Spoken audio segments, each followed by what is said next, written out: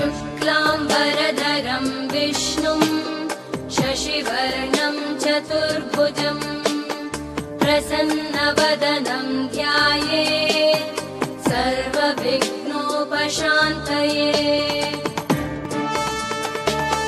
शान्ताकारं भुजगशयनं पद्मनाभं सुरेशं विश्वाधारं गगनसदृशं मेघवर्णं शुभाङ्गं लक्ष्मीकान्तं कमलनयनं योगिभिर्ध्यानगम्यं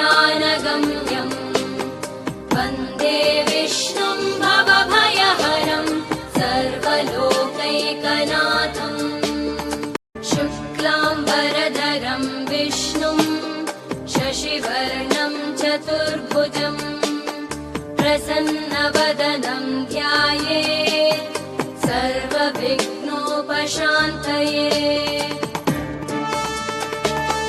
शान्ताकारं भुजगशयनं